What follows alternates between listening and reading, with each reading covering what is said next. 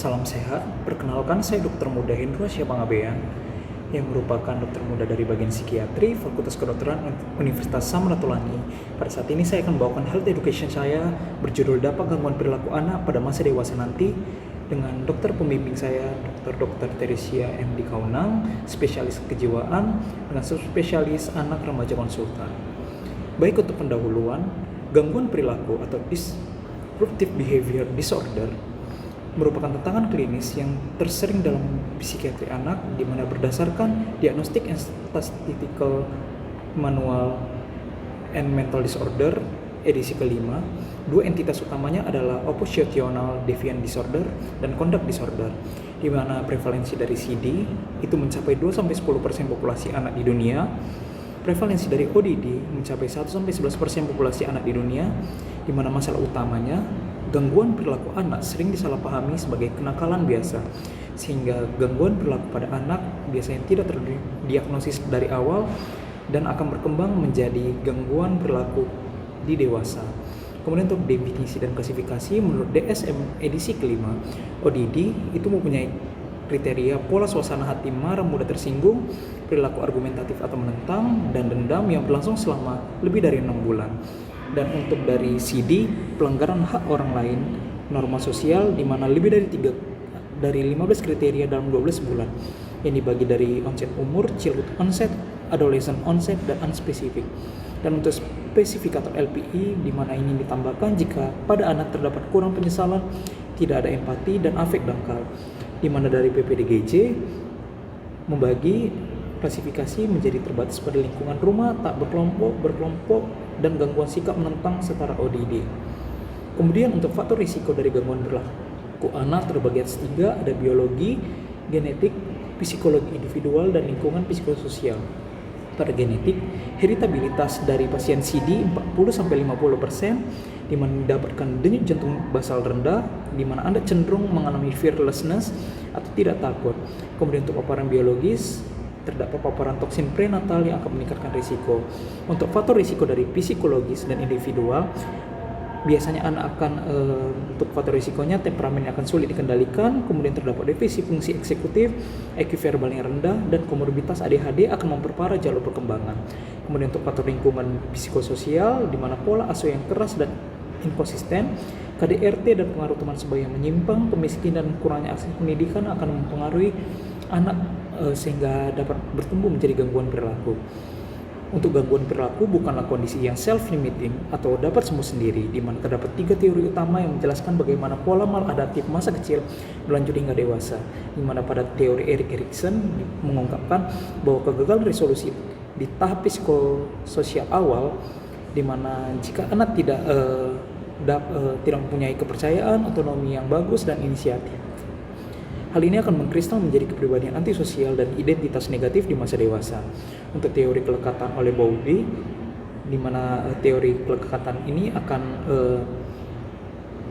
menjadi suatu perkembangan yang akan menjadi anak untuk model kerja internal di masa dewasa akan menjadi rusak, sehingga anak cenderung akan melakukan manipulasi dan eksploitasi dalam hubungan dewasa yang diakibatkan oleh pengasuhan masa kecil yang seharusnya menjadi tempat nyaman anak, melainkan tempat ketakutan anak. Kemudian untuk teori ketiga ada proses koersif keluarga, di mana siklus agresi antara orang tua dan anak yang berulang akan mengajarkan bahwa kekerasan adalah cara paling efektif untuk menyelesaikan konflik, sehingga anak akan menerapkannya hingga kehidupan dewasa. Untuk dasar dari neurobiologis, di mana terdapat 3 difungsi utama otak. Yang pertama ada hiporeaktivitas dari aksis HPA, amigdala hipoaktif, dan korteks prefrontal yang disfungsi, di mana aksis HPA yang hipoaktif ini akan menyebabkan kortisol basal pada anak akan rendah, sehingga anak menjadi tidak merasakan takut, sehingga anak cenderung mencari rasa takut di luar dan akan melakukan tindakan yang berbahaya atau tidak wajar. Kemudian untuk amigdala hipoaktif, di mana ini akan terjadi kegagalan dalam memproses rasa takut atau empati korban, sehingga anak akan cenderung untuk mulai bersifat rewel dan akan bisa untuk memiliki potensi untuk merusak benda-benda di sekitarnya tanpa adanya hambatan emosional. Kemudian untuk konteks prefrontal emosi, di mana akan terjadi kegagalan dalam menghambat impuls anak, sehingga akan menyebabkan defisit dari fungsi eksekutif. di mana dampaknya di masa depan anak akan cenderung menjadi gangguan kepribadian antisosial, di mana penelitian didapatkan CD sebelum usia 15 tahun adalah prasyarat diagnostik mutlak untuk menjadi gangguan kepribadian antisosial berdasarkan DSM-5, di mana ini akan ditandai dengan tipu daya, impulsivitas, agresivitas, dan tanpa penyesalan. Kemudian anak cenderung akan mengalami gangguan penggunaan zat, di mana gangguan perilaku pada anak akan meningkatkan risiko 3-5 kali lebih tinggi dari populasi umum, di mana polanya anak akan mengkonsumsi alkohol, kemudian naik tingkat menjadi mengkonsumsi stimulan opioid, kemudian akan naik menjadi konsumsi paparan zat yang ganda atau lebih dari satu. Kemudian anak cenderung mengalami kriminalitas dan hukum, di mana eskalasi dari vandalisme kecil akan berkembang menjadi pencurian dengan kekerasan, penganiayaan berat hingga pembunuhan di masa dewasa. Dan dampak sosial dan fungsi okupasional pada dewasa, biasanya anak akan cenderung mengalami kegagalan akademik, di mana angka putus sekolah akan meningkat 2-3 kali lebih tinggi, di mana membolos, menolak otoritas guru, dan ditambah dengan komorbiditas ADHD akan menutup akses pendidikan yang lebih tinggi. Kemudian ketidakstabilan pekerjaan, di mana pada dewasa nanti akan cenderung mengalami siklus pemecatan yang berulang akibat konflik dengan atasan dan absensi yang tinggi, di mana pasien akan terjebak pada sektor informal yang berupa gaji yang rendah. Kemudian untuk yang dampak ketiga ada disfungsi pernikahan, di mana dengan kurangnya teori kelekatan tadi akan menyebabkan defisit resolusi konflik yang akan memicu pada pernikahan, verbal abuse, KDRT maupun penceraian.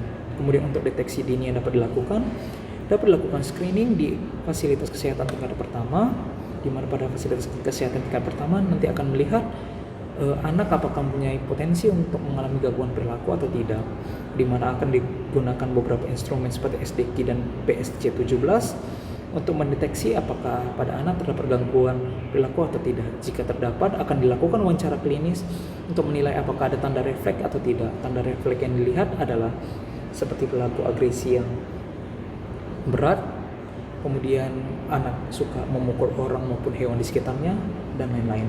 Kemudian pasien akan dirujuk jika terdapat refleks dan gangguan perilaku, pasien akan dirujuk ke fasilitas yang lebih lanjut untuk anak diberikan terapi maupun diberikan obat jika diperlukan. Kemudian akan dilakukan edukasi kepada orang tua mengenai apa yang harus dilakukan pada anak ataupun tidak.